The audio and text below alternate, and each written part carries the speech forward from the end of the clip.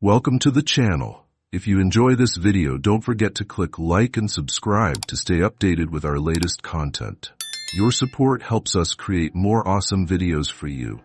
Let us know what you think in the comments below. Enjoy the video. The day the Divine Presence manifested itself, a Thursday of all days, began with the mundane predictability of a well-worn routine. Birds chirped their morning chorus, oblivious to the impending cosmic shift. The aroma of brewing coffee permeated my kitchen, a ritualistic comfort in a world soon to be stripped of all comfort. But as the afternoon sun cast lengthening shadows, a peculiar sensation blossomed within my chest. It was a pressure, not painful, but profound, like a held breath waiting for release. Simultaneously, a voice, resonant and utterly unlike any I'd ever encountered, resonated not in my ears, but directly within my consciousness. "I have returned," the voice declared, a statement both simple and infinitely complex. It wasn't a personal revelation. It was a global broadcast, a symphony of awareness played out on the strings of every human soul. Millions, billions, emerged from their homes, offices, vehicles, the artificial cocoons of daily life, and tilted their faces skyward. The clouds, fluffy and innocuous just moments before, dissipated as if a cosmic hand had wiped them clean. And then, the light. A brilliance that eclipsed the sun, yet didn't blind. It was a light that pulsed with understanding, with judgment, with an undeniable otherness. It was a light that seared itself into our collective memory, erasing any doubt, any lingering skepticism. God. The very concept, previously relegated to dusty scriptures and whispered prayers, was now a palpable reality. He was here, he was real. And the implications were staggering. The immediate aftermath unfolded as one might anticipate, given humanity's inherent predilection for self-preservation. The world didn't become inherently good. Rather, it adopted a veneer of goodness, a carefully constructed facade of compassion. It was the morality of the cornered animal, the sudden piety of the condemned. We became kinder, more tolerant, more forgiving, not out of a genuine shift in character, but out of a primal, gut-wrenching fear. Every unkind word, every selfish thought, every act of petty malice felt like a gamble with potentially eternal consequences. We were all walking on eggshells, trying to navigate this new terrifying reality. The golden rule was no longer a philosophical ideal. It was a survival strategy. We'd feign benevolence, hoping to achieve true grace. I, like everyone else, became a hyper-vigilant observer, searching for clues, for patterns, for any indication of what the Almighty had planned for us. His initial interventions, as far as we could discern, seemed almost understated. A subtle adjustment here, a gentle nudge there. But the first, undeniable, universally recognized change was the cessation of death. It wasn't announced, it wasn't proclaimed, it was discovered. Hospice wards, once filled with the mournful whispers of farewells, reported miraculous recoveries. Terminal illnesses, once death sentences, receded like tides under a benevolent moon. The statistically inclined, the scientists and researchers initially dismissed it as anomalies, statistical flukes. But the numbers didn't lie. Day after day, the global death toll plummeted. Car accidents, heart attacks, natural disasters, the usual harbingers of mortality, simply ceased to claim lives. The average daily death count, a chilling 160,000, dwindled to an impossible, breathtaking zero. Life, paradoxically, became both more precious and profoundly unsettling. The specter of death, the constant companion of human existence, had vanished. We were adrift in a sea of immortality, unsure of how to navigate these uncharted waters. And then came the whispers.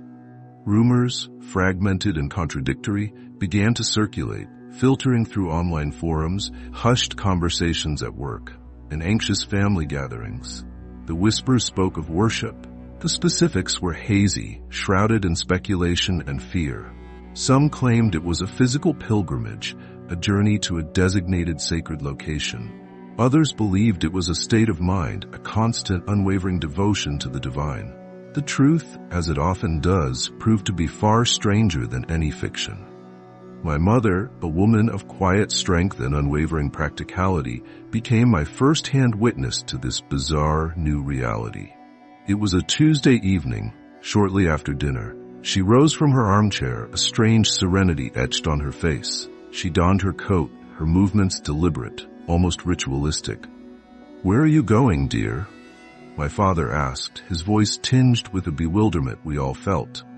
"I've been summoned," she replied, her voice calm, devoid of any inflection that might betray the absurdity of her statement. "Summoned? By whom?" "The Lord," she said, as if stating the most obvious fact in the world. "For worship?" The moment hung suspended in the air, heavy with unspoken questions, with a dawning sense of dread. In any other context, we would have dismissed it as a delusion, a bizarre prank. But this was no longer any other context. This was the era of the divine presence, a time when the impossible had become commonplace. Do you need a ride?" my father stammered, his rational mind struggling to grasp the situation. "The Lord wishes me to walk," she replied, her gaze fixed on some distant point beyond the walls of our home. And then, with a final, almost imperceptible nod, she opened the door and stepped out into the night. I was 17 at the time, caught between the waning innocence of childhood and the looming uncertainties of adulthood. My older brother, Marcus, 20 and seemingly more grounded in reality, shared my confusion. We pleaded with our father to follow her, to make sense of this madness. He hesitated, his eyes mirroring our own fear, but ultimately agreed. He told us to stay put, promising to return with answers. He didn't return until the following evening. We rushed to greet him, hoping to see our mother beside him, a reassuring symbol of normalcy restored. But he was alone. His clothes were rumpled, his face etched with a weariness that went beyond mere physical exhaustion. He looked at us, his children, with an expression I will never forget. A mixture of bewilderment, sorrow, and a profound, unsettling understanding. "She's standing in a field," he said, his voice barely above a whisper. "There are others there too, thousands of them." The new commandments, as I'd begun to label them in my internal monologue, were slowly revealing themselves. They were less divine pronouncements and more like the rules of a cosmic game we were all forced to play. 1. Thou shalt not perish, by disease, catastrophe, or any natural means. This was the foundational rule, the one that had fundamentally altered the human experience. 2. Thou shalt be summoned to adoration at an unspecified juncture. This was the rule that hung over us like a Damocles sword, a constant reminder of our lack of control. The third commandment didn't come to me in a dream or a vision or a burning bush. It came to me in a YouTube video. A low-resolution shaky cam recording of a street brawl. Two men, fueled by some petty grievance, were engaged in a brutal, visceral fight. One gained the upper hand, raining down blows on his opponent. Then he produced a knife. The video froze for just a moment at that critical frame. Then, like a puppet whose strings had been abruptly cut, the aggressor stopped. He stood up, his face blank, his eyes devoid of emotion. The other man, bruised and bloodied, mirrored his movements, and then they walked. Not away from each other, but in the same direction. Single file. Like automatons, like sleepwalkers. 3. Shouldst thou endeavor to slay another, thou shalt be immediately summoned to adoration. This was the chilling corollary to the first commandment. Violence, it seemed, was not only pointless, but a direct ticket to the fields of worship. But what was worship truly? What was happening in those fields? Those parks, those desolate stretches of land where millions stood in silent, unwavering devotion? I decided to visit my mother. The location she had walked to was about an hour's drive from our home, a testament to her unwavering obedience to the summons. I arrived at the field, my heart pounding with a mixture of apprehension and a desperate hope for something. I wasn't sure what. Reassurance? An explanation?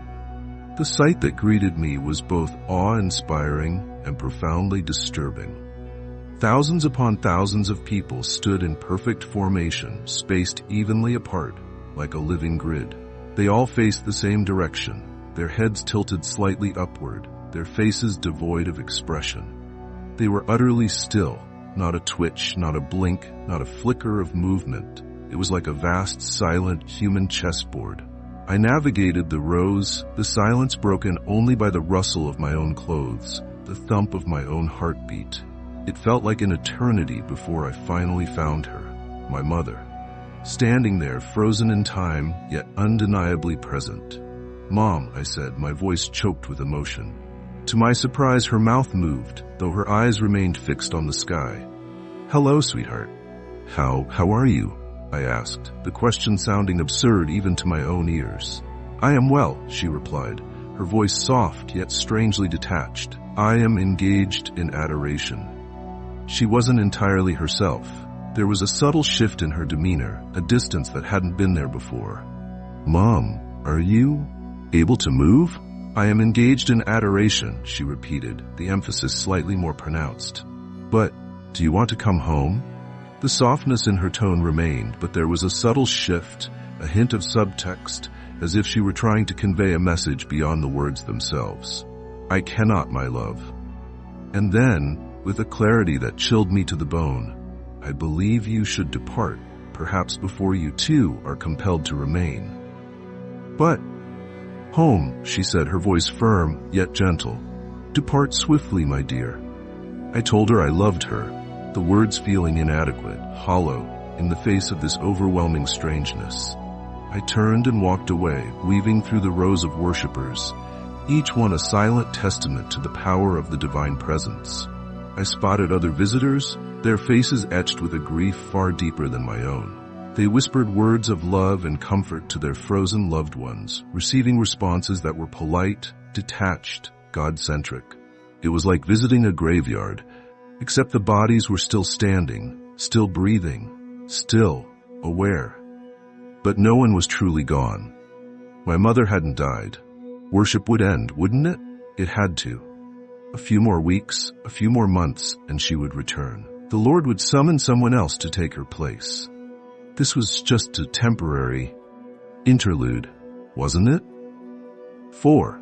During the period of adoration, thou shalt not undergo the process of aging. This fourth commandment became common knowledge about a year later. The number of people called to worship had steadily increased during this time. It was a global phenomenon, of course, so anyone with an internet connection could watch live streams of the designated worship areas around the world. Parks, beaches, city squares, every town, every city had its designated place. My place, I presumed, would be the same field where my mother stood, unless it filled up by the time my turn came, in which case it could be anywhere, any random, unknown location. The no-aging revelation was, again, deduced by the dwindling number of scientists still actively practicing their profession. Outside of worship, life continued, more or less, with a semblance of normalcy. Except for that final pesky detail, death. Worship grief became a recognized term, a clinical diagnosis for the experience of losing someone to God. Not to death, but to worship. And lurking beneath the surface, unspoken, unacknowledged, was its insidious counterpart, worship fear. I tried to maintain a facade of piety, to keep my thoughts pure. I couldn't shake the feeling that the contents of my mind, the rebellious, blasphemous thoughts that occasionally flickered through my consciousness, were open to the scrutiny of our omnipotent ruler. It was a naive hope, perhaps, the idea that there might be a blind spot, a corner of reality where God's surveillance didn't reach. A place where I could simply be without the constant fear of retribution. Support groups sprang up, offering a semblance of solace in this new, terrifying world.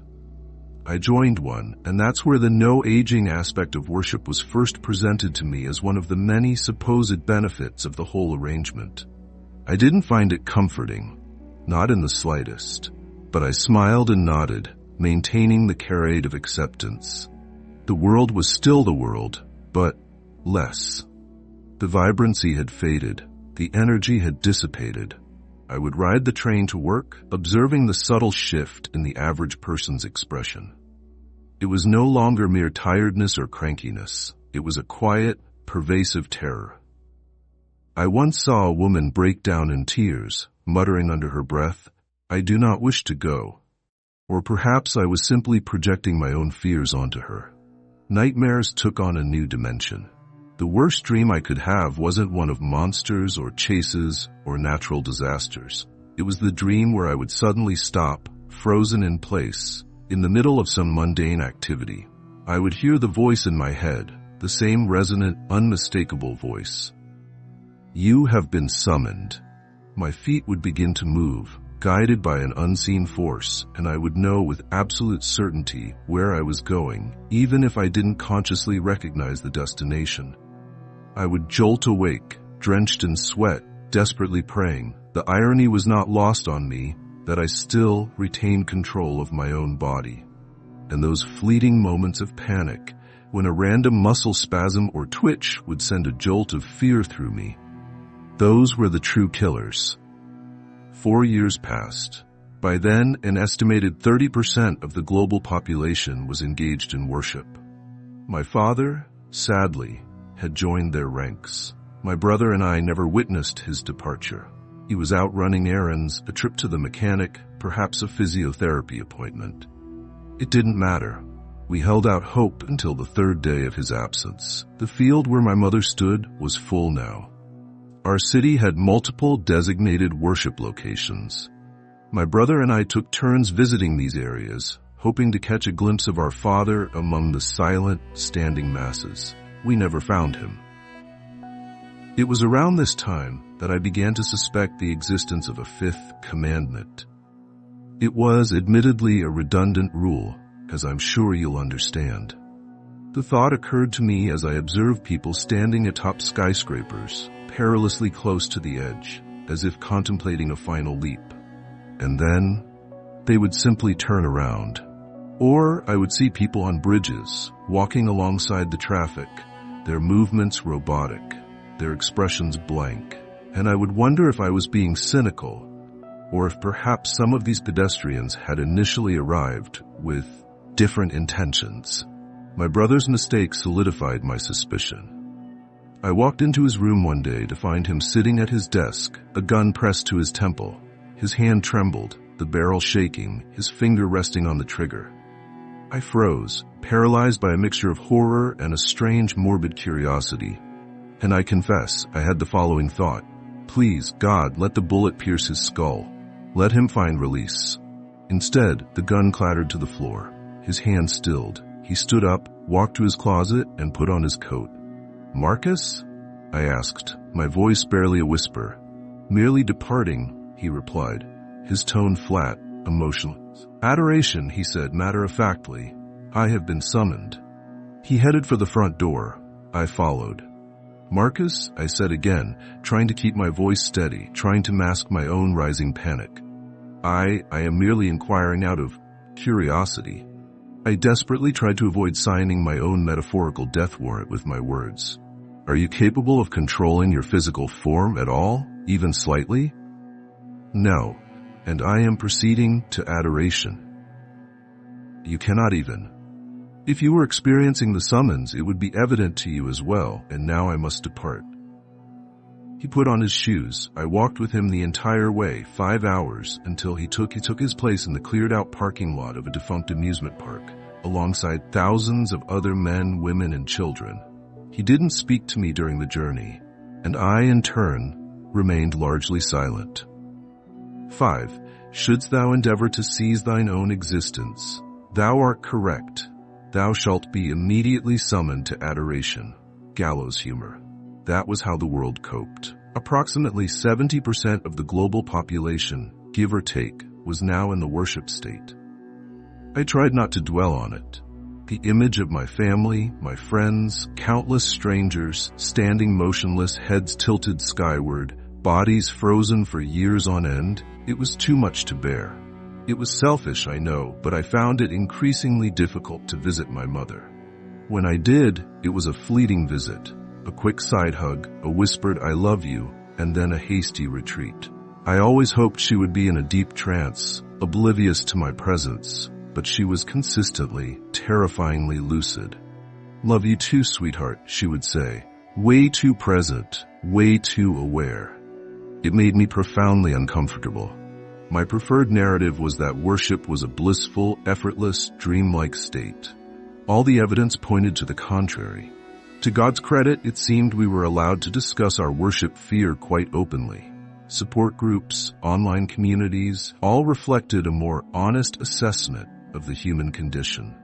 YouTube videos and TikTok clips proliferated, offering surefire methods of escape, techniques to reality shift, to alternate timelines, deep meditative practices promising peaceful passage without the dreaded summons, and of course countless video essays meticulously dissecting, criticizing, and outright condemning the Lord's actions.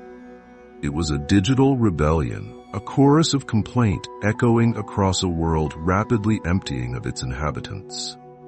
There were two moments, two specific instances, that etched themselves indelibly into my memory, encapsulating the surreal, horrifying absurdity of our situation.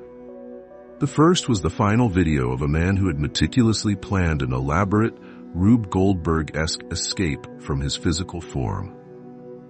He had doused himself and his room in gasoline, suspended a blade above his head with a string, and set a timer connected to a small explosive device. It was a testament to human ingenuity and desperation. The moment arrived. He tossed a match, igniting the fuel. He pulled the string, releasing the blade. And then, the flames which had engulfed his surroundings flickered and died the instant they reached his body. The blade froze midair. The explosion never occurred, thankfully, as the recovered camera footage eventually uploaded became a morbidly fascinating artifact. The man, still drenched in flammable liquid, rose from his seat and walked out of frame. Commandment 5, my friend. Commandment 5, in all its inescapable glory.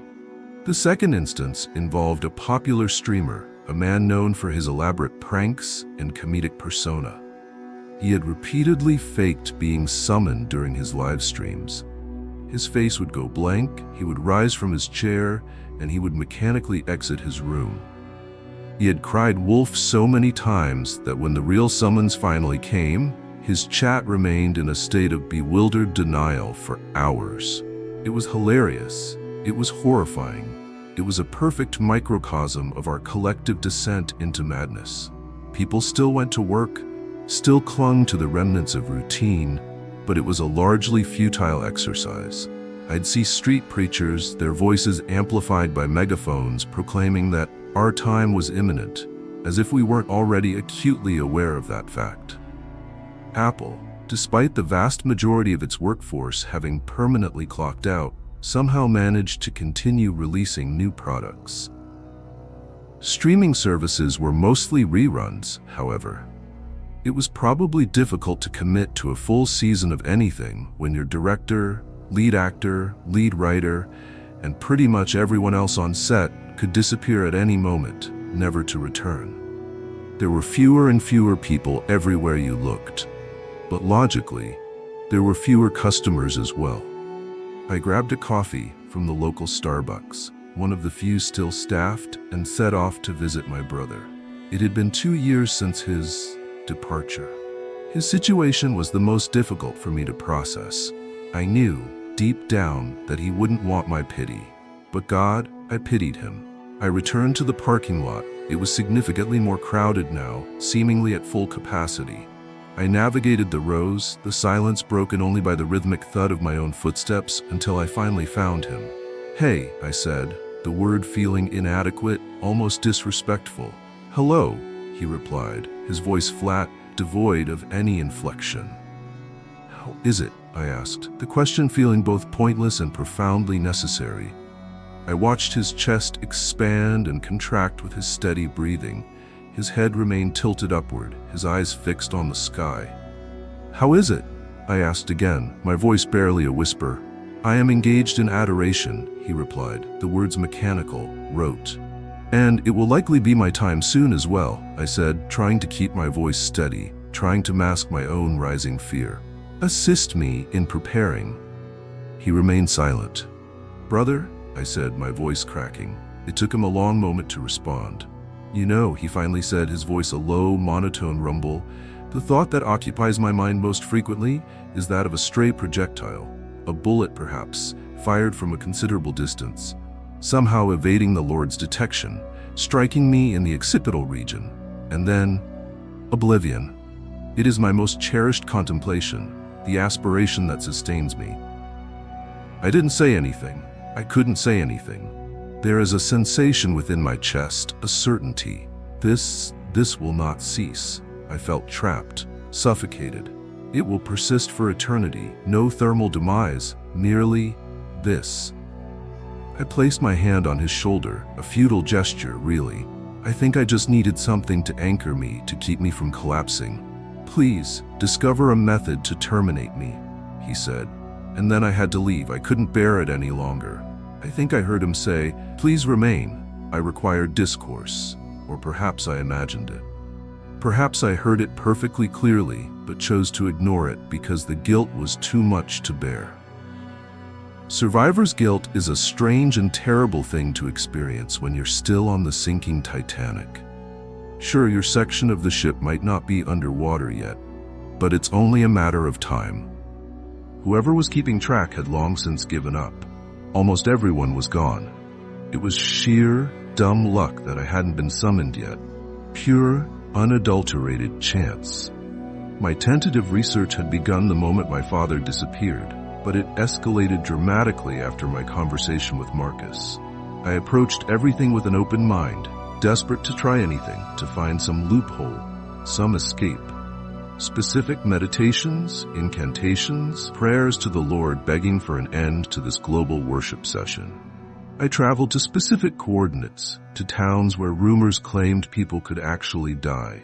My journeys were invariably disappointing. No death, no escape. The old constants, death and taxes. The new constants, immortality and worship. I was en route to my 80th, perhaps 90th, desperate attempt to find salvation, read annihilation. A photograph of a flyer shared on one of the many online groups dedicated to the urgent need to die detailed the church where one Reverend Lucien Ferrer was practicing. He made extravagant promises about his support group, promises I was certain he couldn't deliver on. The bottom of the flyer read like a multi-level marketing pitch. Join a community with a guaranteed solution to worship fear. No testimonials required due to our 100% success rate. Witness the miracle firsthand. But desperate times, desperate measures, and all that. I made the 4-hour drive, spotting along the way the numerous, ever-expanding landmarks of people gathered, perfectly spaced, facing the same direction. Heads tilted upward, locked in perpetual adoration. It felt like my time was closing in. Like I would stop the car any moment now, step out, and walk along the side of the road until I reached my designated place. I arrived at the destination. The church looked desolate from the outside, long abandoned. I had no idea what Reverend Lucien was running here, but if it was just a cruel prank, he had certainly succeeded. I stepped inside, and then I felt it.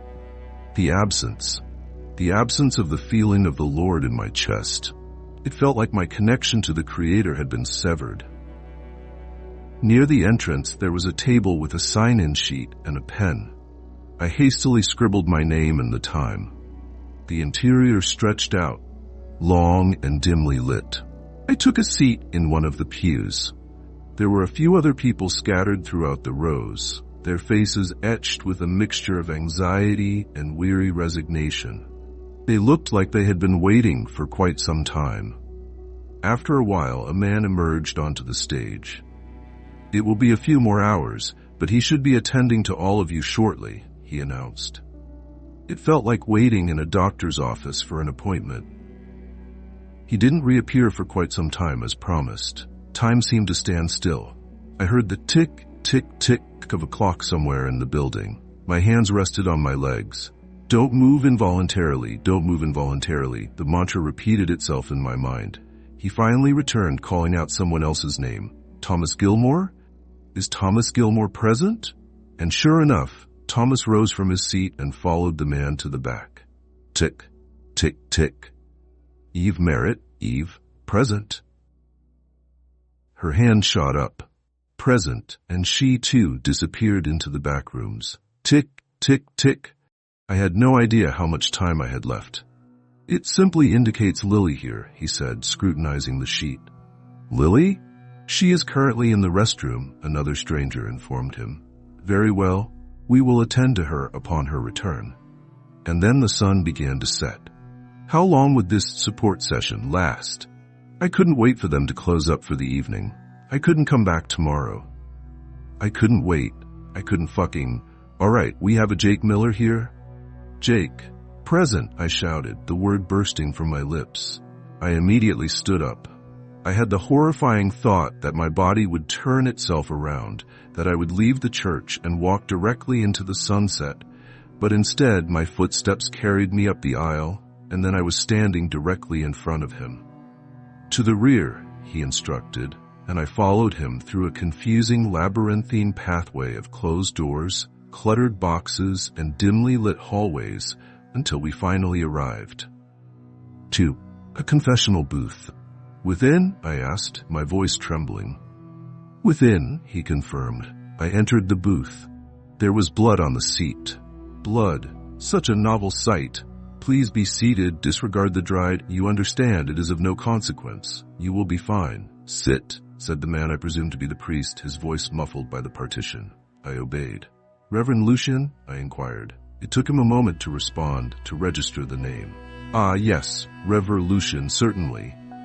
I continued, I have not previously participated in this confessional ritual, but I presume you are to request that I confess something. Indeed. Please confess whatever burdens your mind. I paused, gathering my thoughts. Very well, yes. So, I heard the distinct sound of something being wiped clean with a cloth, followed by a deliberate echoing snap. Was he eating? Very well. So I observed your advertisement, located your advertisement rather, and, yes, I experience worship fear, I suppose. I do not intend to commit blasphemy against the Lord or anything of the sort, but I heard another louder bite. Jesus, the man had no manners.